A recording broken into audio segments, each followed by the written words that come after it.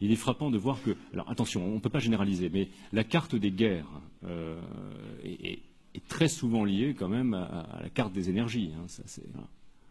Alors maintenant, évidemment, ces conférences sont difficiles à faire parce qu'aucun État ne va vous détailler ses stratégies en sous-main, les valises de billets qui font passer à des opposants, les calculs un peu sombres en espérant que l'opposition l'emporte sur, les promesses des uns et des autres, etc.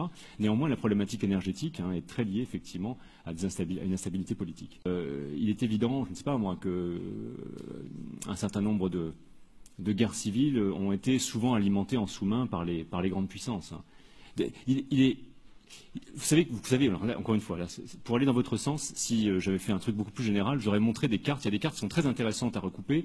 C'est les cartes de là où l'on produit de l'énergie et les cartes de là où on en consomme. Et vous savez que quasiment l'une est le négatif de l'autre. C'est-à-dire que les zones qui produisent au niveau de la planète sont des zones qui en consomment peu, souvent des zones peu développées. C'est un hasard en quelque sorte de la géologie, puisque le développement a commencé avant tout ça. Et les zones où on consomme, les pays de l'OCDE, plus ajoutés aux grands émergents, eh bien, sont ceux où il y en a moins. Vous l'avez compris, c'est un sujet qui est compliqué, le pétrole, parce que c'est évidemment de polémique. Aucun État ne vous dira jamais qu'il intervient pour le pétrole. Vous êtes trop jeune, et moi assez vieux pour me souvenir du discours de George Bush en 90, lorsqu'il a expliqué qu'il fallait délivrer le Koweït. Il n'a pas prononcé une fois le mot de pétrole.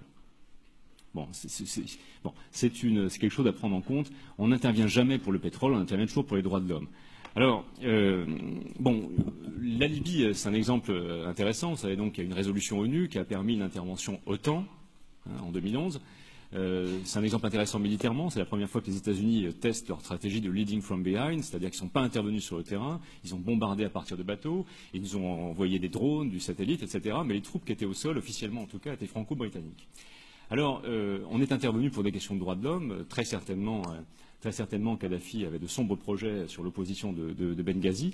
C'est évident que le pétrole a joué un rôle. Je vais vous donner un seul exemple. La situation en Libye, c'est qu'il y a une compagnie nationale, NOC, National Oil Company, qui gérait le pétrole, un petit peu sur le modèle de ce que je vous ai montré tout à l'heure, c'est-à-dire qu'il y avait des opérateurs étrangers, Total par exemple. Avant l'intervention en Libye, Total gérait 2% du pétrole libyen.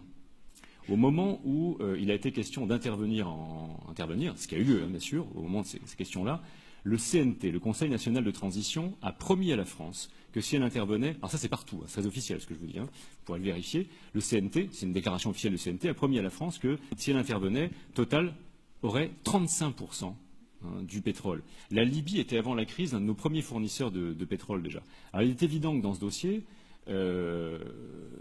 la composante pétrolière a joué un rôle, bien sûr. Il ne faut pas non plus dire qu'on est intervenu cyniquement qu'à cause de ça, bon, très certainement.